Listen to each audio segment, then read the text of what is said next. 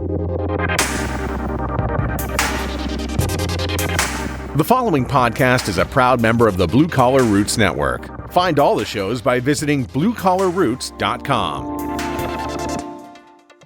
Here's the president and primary owner of TrueTech Tools, licensed engineer, and the nicest BS artist you will ever meet, Bill Spohn. Welcome back to another episode of the Building HVAC Science Podcast. Now, if you weren't aware up to now, I am very passionate about home performance. This is your host, Bill Spohn, by the way. Sometimes I forget to say that. I'm so passionate that I volunteer my time as a board member of and now treasurer of the Building Performance Association, also known as BPA. Among many other things, BPA runs a series of excellent trade shows called Home Performance Conferences, or HPCs. They were formerly called Affordable Comfort Conferences, and they started in the late 1980s. So I was at a recent HPC, and I heard several people remark that they were not clear on what exactly BPA was. So, loving a problem, wanting to try to solve it, to overcome this lack of clarity, I'll be running an intermittent series to discuss BPA and its activities on this podcast, as, frankly, I think more people ought to know more about them and tap into their resources, especially HVAC contractors. In today's episode, I interview Steve Skodak, the CEO of BPA. Steve shares with us his history as a leader of nonprofits, also the history and activities of BPA. It's actually a relatively new organization, including how it helps to set policy, activities in state and industry outreach, apprenticeship models, as well as paid and free membership benefits for those interested in better understanding or doing work in the field of building performance. Listen in closely, and you'll hear of the tie-in between Steve's career and expanding foam, one of my efforts at making a pun. You'll also find links to the website for the Building Performance Association, as well as membership, and an email directly to Steve if you want to get in touch with him and learn more. So listen in as we have this great conversation about everything you want to know about the Building Performance Association with the CEO, Steve Skodak. Today we have a new guest, a new voice, Steve Skodak, who is hopefully I get this correct, the Executive Director of the Building Performance Association? CEO, same as. CEO, okay. And Steve is a happy guy. You'll hear him probably chuckle a lot during this conversation, but he's got a great sense of humor, a great spirit. And first, Steve, can you introduce yourself to the audience? How did you come into this role? Well, I'm Steve Skodak. I am the CEO of the Building Performance Association. I came into this role February 17th of 2020, and significance of that timeline has to do with about 3 weeks into the role, COVID was in full form, and we had to shift into a virtual format for our events. And so it's been quite a wild ride from the get-go coming in here. But my background, I have been in membership and membership-based organizations in management for about 34 years now. I started my career in the YMCA market, switched to software for nonprofits, worked for a company that developed turnkey systems for associations, everything from fundraising to programs to member service and member outreach and donor outreach.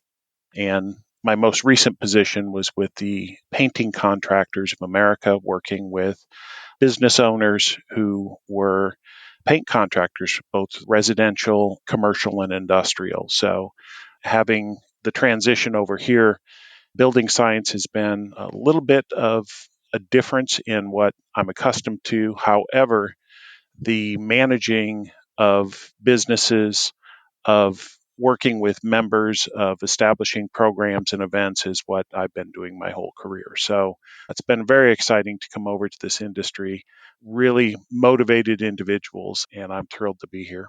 That's a very impressive background, Steve, and a lot of work with nonprofits, I guess. Is that a focus of yours for any particular reason?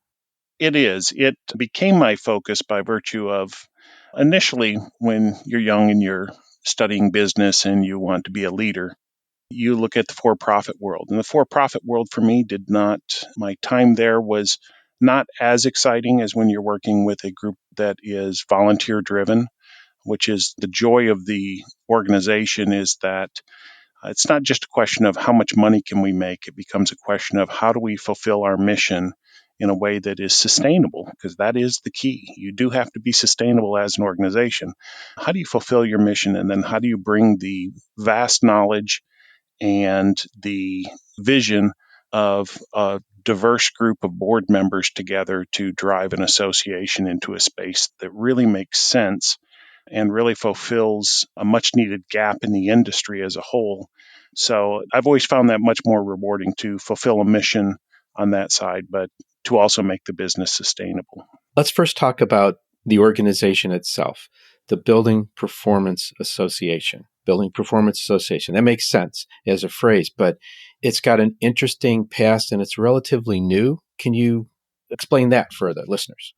It is. So, Building Performance Association really came from a variety of other organizations that eventually merged together through a couple of series from Home Energy, Affordable Comfort, ACI, Home Energy Pros Forum, the National Home Performance Council, the Home Performance Coalition, and Efficiency First. So, those are the transition from about 1984 to 2018 when BPA was formed. So, Building Performance Association has been a legal entity since 2018.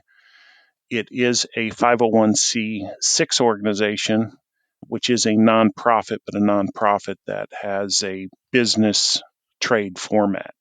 And we are an industry association, so we do not solely represent the contractor. We represent the industry as a whole in advancing it. Part of that is figuring out ways for business for the contractor to be successful and have a sustainable operation even outside of rebates. And the other components of it is how do we amplify the voice of the industry at a time where the country seems to be coalescing behind an idea that we need more federal funding, more state funding, more local funding to address whole home efficiencies and also to look at a greener economy. We do still maintain the Home Performance Coalition 501c3, which is a charitable entity, which is really where our education side of our house resides. Although that's in name alone, it is really under the umbrella of the Building Performance Association. So that's the mechanics out there for those of you who are familiar with nonprofits and want to understand really what our mechanisms are. But that is who we are. There's a similarly named organization called BPI, the Building Performance Institute. Can you explain the nature of that organization and any relationships it has with BPA? Building Performance Institute is the organization that establishes the standards and also has credentialing for individuals working in our field. And many of you are familiar with people who are BPI certified and or are yourself. And Building Performance Institute is essentially a sister organization. We have very close relationship with them, essentially a do no harm and how do we work together to be more effective in the market.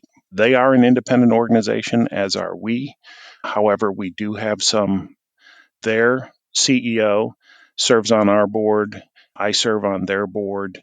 We also have some cross-service board members, and really just in an attempt to have a more clear picture of what the other is doing so that we can make sure that we fill gaps in the industry based on the skill set that each of the organizations brings to the table. So we're not together, but we are very good neighbors. Good. And so who would be a member of BPA? What is membership like? We have a couple of formats for membership. Premium memberships are memberships that provide discounts to events and gives people an opportunity to have access to materials for building their business or building their program output. A typical premium member for BPA would be a contractor and owner of a business who is looking to leverage the education available through the Building Performance Association for them to improve and sustain their business. Others would be those who are interested in, say, the work we're doing in the policy arena. So we may have some of the agencies out there. We have some people who are WAP agencies who are out there, weather assistance program agencies out there.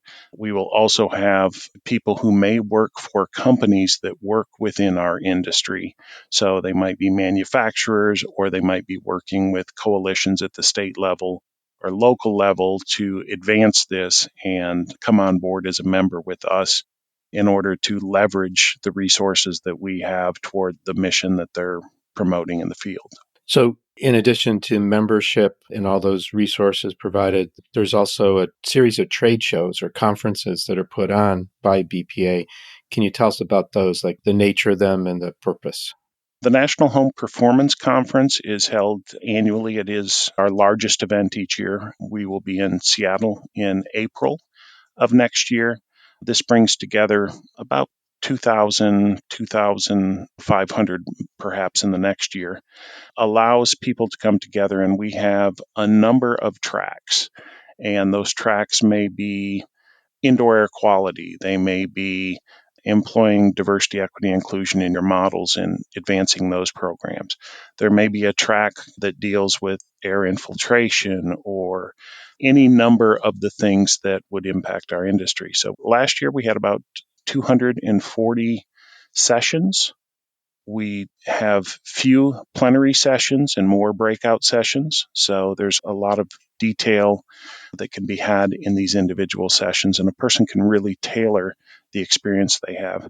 We also have a trade show at that time as well, where we have vendors from the various manufacturers around, Bill Hugh being one of them, who is there, who are able to talk with individuals about what they're offering, what the latest technology advances are, what direction, or we see at the tables, we see a lot of crystal balling. We see a lot of people at those tables asking those manufacturers or those financiers, or there may be people who are involved in green economy promotions, or we have HUD there who's talking about creating space for new grantees. There's that interaction in there in a way that is unlike any other place that a lot of these folks have been, where they're able to say, what's happening in the future? What do you see the direction going of green financing? What's the direction you see of insulation, spray foam, those kinds of things?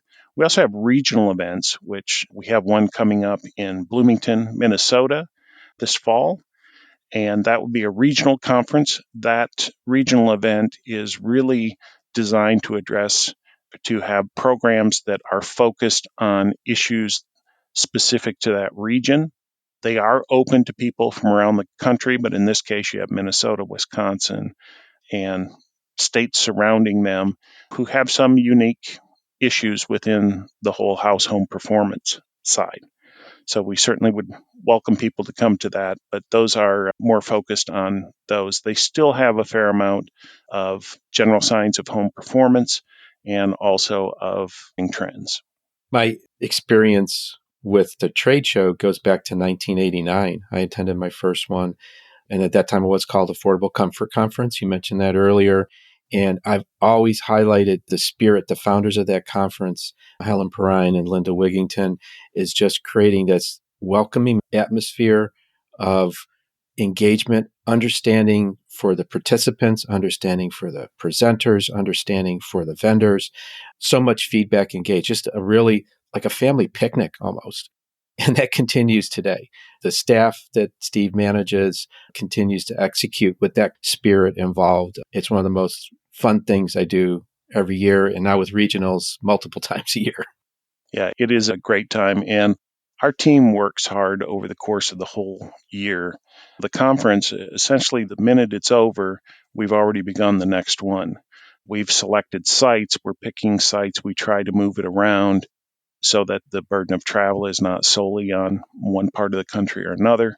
We also like to give people fresh views. So where it's located, getting everyone together, having a chance to do a call for presentations, which we're actually in that stage right now. So if you're interested in presenting some particular program that you think is important to this industry, we welcome that, and you can reach out on our website, which is building-performance.org. And we have a section in there for meetings and a call for presentations. But we have the call for presentations. We have a couple of hundred of volunteers who evaluate those presentations every year to figure out which ones are most timely and will be the best use of your time. So we have a really robust system of evaluating proposed sessions, and then we're putting it together.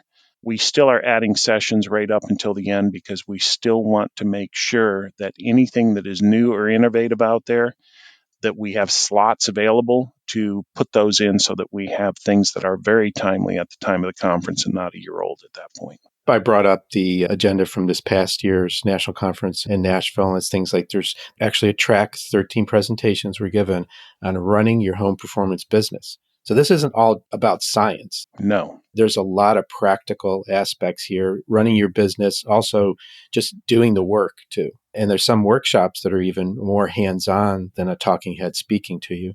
So it's, like I said, for years for me, it's been the best conference, the way it continues to adapt and morph to the needs of the community. Home Energy Pros, you mentioned that too, is one of the series of mergers that happen. There's a building performance forum. Can you talk about what that is? You can access it from our website, but it's called BPA Connections. And BPA Connections allows individuals to go in to establish a user. Think of it in terms of Facebook without all the advertisements and without all the tracking of your data. But in the BPA Connections, it gives you a chance you can be in general conversations that are out there that are public. If you have a group of people who are trying to work and discuss a certain aspect of business or the industry, you can set up your own chats within there that are just private by invitation. And then also gives you a chance to look at other people are sharing information out there. So there may be documents or videos or things like that they have the ability to share with groups of people. So we have thousands of individuals out there who are on this forum. Some who just enjoy listening and watching all the conversation, others who are very active in posting. And we think that anyone related to the industry would find this space to be very useful to them as we share information out there, as people in the industry share information with each other. So is it a membership based? Is that part of your membership, or is there some free aspect to it?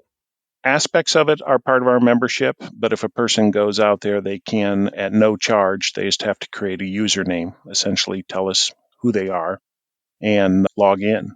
And then they have access to a variety of things. There are some portions of it that are member specific. So Sure, restricted. Yeah. I mean, you mentioned like typical social media like LinkedIn or Facebook. There are people talking about similar topics, but here everything resides.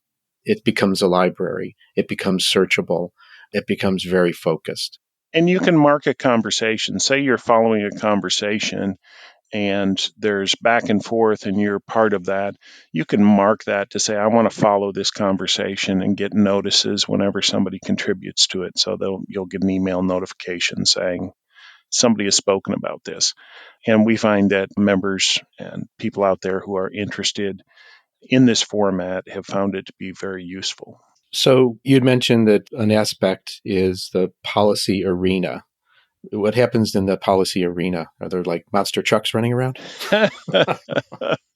Very close in that arena. In a bit of small information in my background, I actually did start by managing concession and catering company.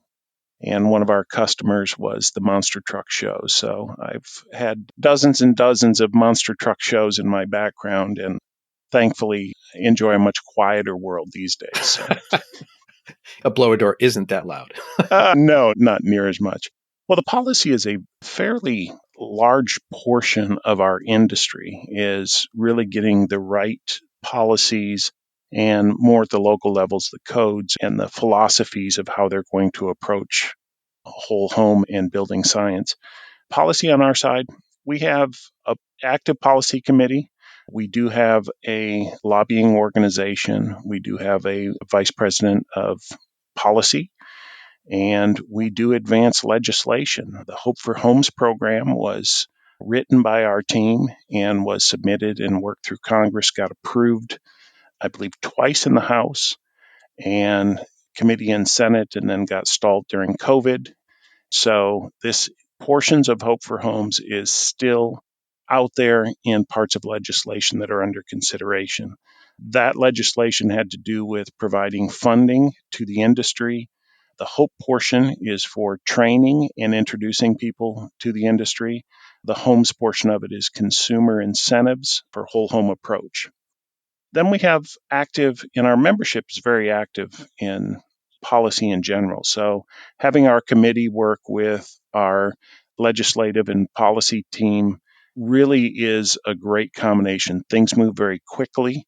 Pennsylvania just passed a bill to deal with barrier mitigation, which was extremely important.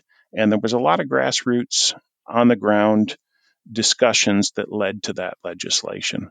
We have policy pillars. Someone can go onto our website and look at our policy statements and see really what the organization believes. So, our policy principles, if you go in there, you'll see what all we're supporting as an organization. And if you agree that those are things that should be supported, your membership helps fund that. So, it's really important for us to have your membership and to support these kinds of things that are out there. So in the more than just being aware of and pushing or encouraging policy, there's the follow-on, there's the educational aspect, there's outreach to the states. It isn't like you just stop there in talking about it. There's engagement. Could you describe a little bit of that? No, and actually, one thing that we found is that one of the most important things for the association to be doing is state coordination. So we have introduced and committed staff to going out and connecting dots at the state level. So, for example, there was an active, long-standing group of people slugging away at this work in Maine. We had the opportunity to go in there and create an affiliate network. We actually didn't create, we merely organized an affiliate network that was already there, was able to have Maine BPA established, which gave them an opportunity to have some bumpers around the work that they were doing, and also allowed us to go out and wrangle more people into that group because it had a name, it had a location. So that group's been really active and was able to organize all the people that they had really been working with for years, but were able to do it under an umbrella that allowed them to have a single voice. So we work on behalf of filling that group of people by going out and finding gaps out of the group that's working on these problems at the state level. They are still the people who are advocating for policies in their area. We are merely trying to help them have the resources to effectively carry that out. And that has been a very interesting way for us to get involved. We believe, based on the information, the situation that we are in today is the federal government is funding state energy offices more than they ever have. A lot of people are familiar with the ARA era where they turned on the tap and said, we're going to put all this money toward it. The fire hose. Yeah, the fire hose approach of we're just going to throw money out. Lots of people stood up companies to get this money. The money came, the money went. Our belief is that this is going to become a more sustainable flow, and that the commitment from the federal government is going to increase. Department of Energy, Department of Labor, all those who are interested in seeing workforce development and seeing a green economy are going to be pushing these. So there'll be more money at the federal level, more money at the state level, and more money at the local level. And we are lacking capacity to handle that. The industry as a whole is lacking that capacity. So for us, it is important that everybody who is in the industry now grow, and that we add players and that we grow those players. So we are really interested in trying to eliminate duplication of administrative responsibilities. If you have 3 or 4 groups who are small organizations who are all trying to do the same thing, how can they work together and each of them take a slice of that and grow them substantially? How do we then introduce people to fill the gaps? I am a player of the gaps. You will hear that often in Building Performance Association conversations, because each market has gaps in abilities and information. And so our goal is to find who is doing that work and how do we amplify the message of the mission that they have so that the industry speaks with a single voice, even though it's a diverse voice. Sure. In my experience, and also full disclosure, I'm a member of the board of directors. I'm actually the treasurer of the Building Performance Association. And because of my recent immersion in the activities of the board, I've come to learn things I didn't know before. And that's part of the reason why we're doing this podcast. We're actually going to make it a series because I think there's so many elements of this that can help contractors that do building performance, that do weatherization, and do traditional HVAC work because of the trends that are happening. And I'd also like to say there are many things, like I consider one of my roles in my company is to get up high on a hill, not high on a horse, but high on a hill and look over the horizon and see what's coming down the road. And you'll get a mix of that at these conferences. You'll get a mix of that through the forums.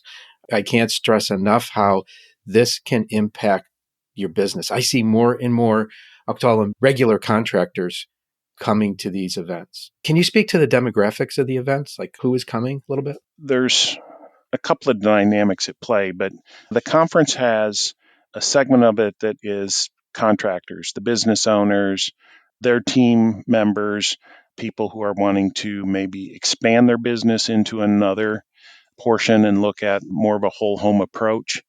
We have some very successful contractors out there who are sharing their information on how they built a sizable business by creating a network of other contractors who work with them on a whole home approach. Besides that, we have weather assistance program. People come.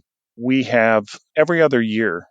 So we talk about WAP years and non-WAP years. Every other year, weather assistance program places a large emphasis on getting their team together every couple of years. So we have weather assistance program years where they have their own tracks and they're open to the public.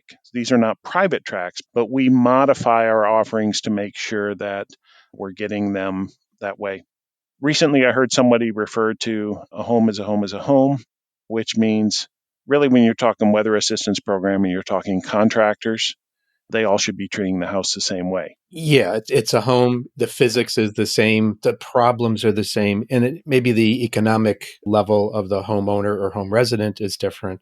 And you also spoke about consumer incentives coming out of the policy arena, which reach the market rate, the non-weatherization assistance type programs.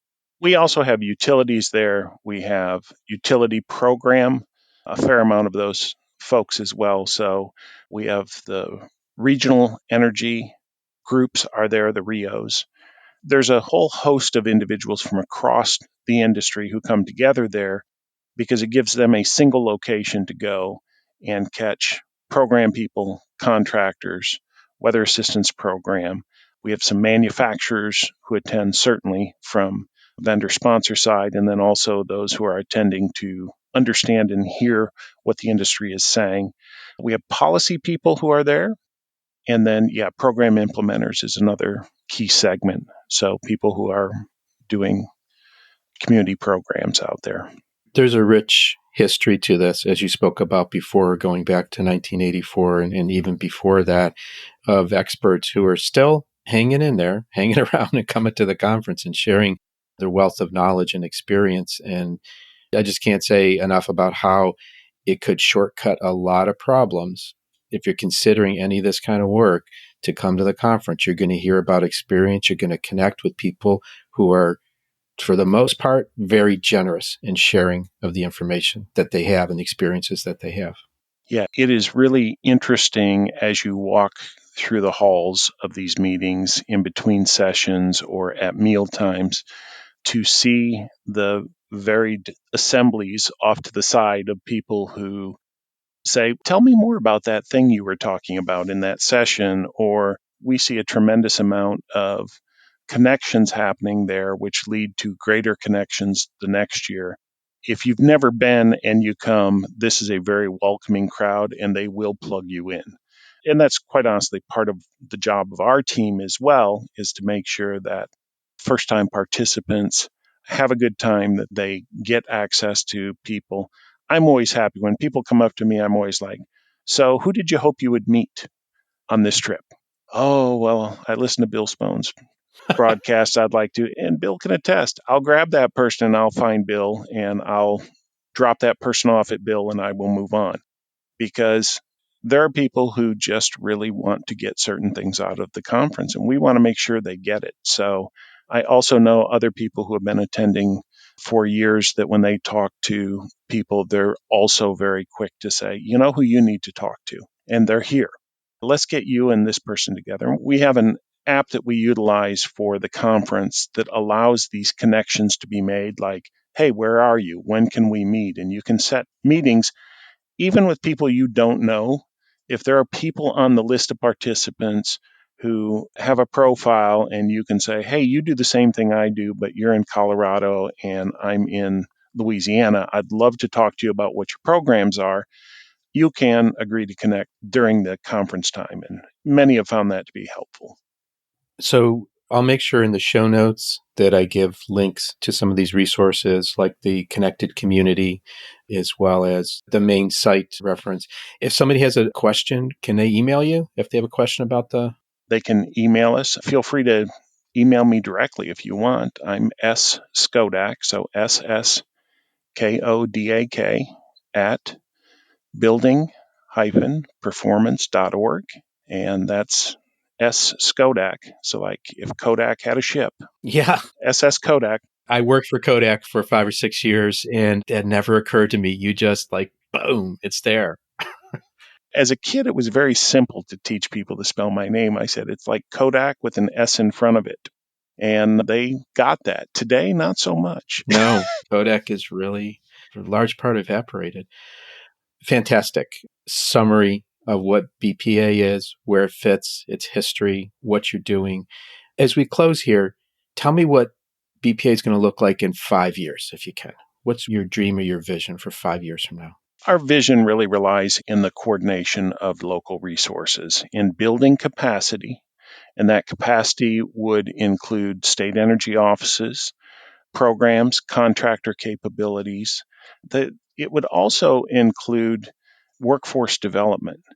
So there are many organizations out there who are advancing workforce development, who are going out and enticing people into these careers. And it's not just enticing people into the career entry level, it's discussing how entry level leads to management, leads to ownership, leads to series of companies. So there's this whole spectrum of that at the local levels. I would envision 5 years out from now that there would be robust activities at the local level through state coordination. Our focus will be to continue to go state to state and coordinate resources, take the people who are already there, who are hard at work, and amplify their message. We do not have a desire to come into an area and do what other people are doing. We don't want to do that. We just want to share with the marketplace what everyone is doing. And we want to make sure, much like we talked about at the conference, that, oh, you know who you should know? You should know this person. They're doing a great job in a very small area. And then we also want to create an industry hub that houses some of those shared items. So we have just worked through with Department of Labor to get an apprenticeship program. There are some folks out there who really want to utilize apprenticeship programs, take them, own them, make them something that is important, that works well in their community.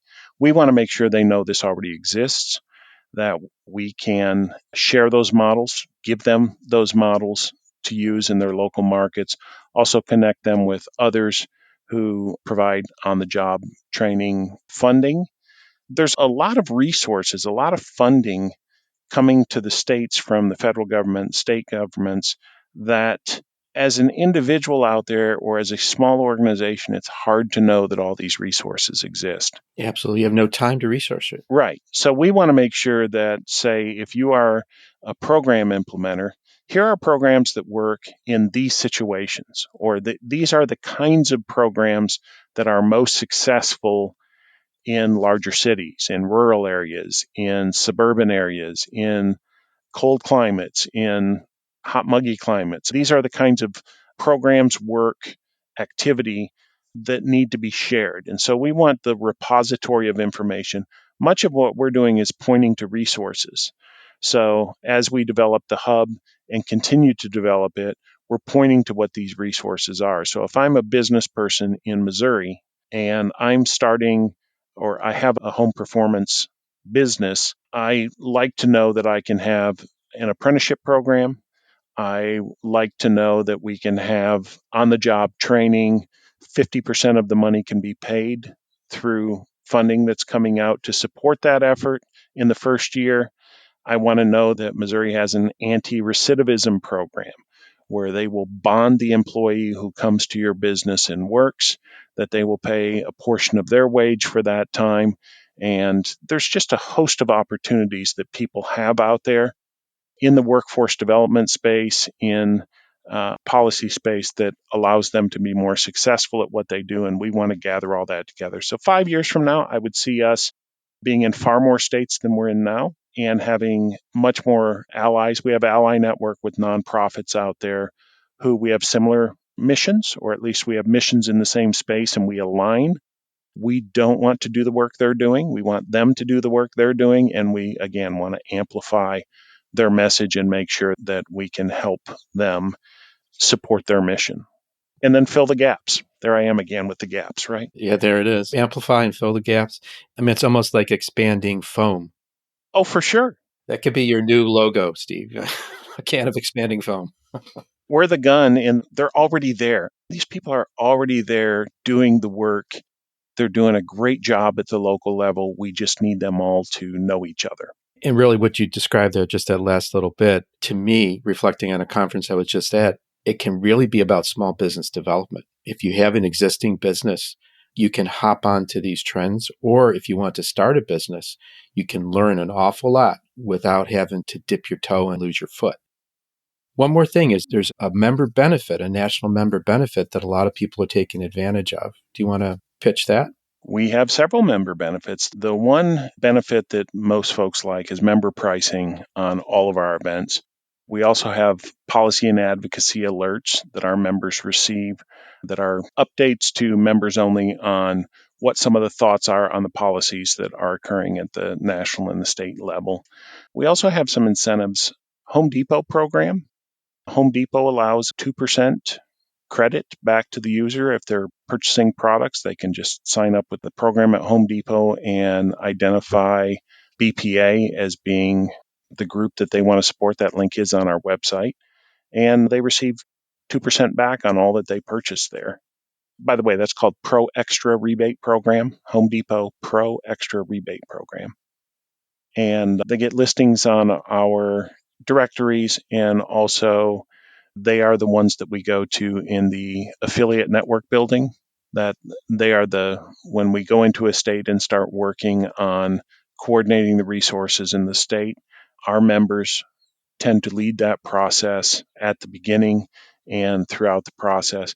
You're also supporting all of our policy efforts that we have along the way. You get the connections community, we have the training and career hub, and we have job posting boards and just a whole host of things that folks in the industry really need.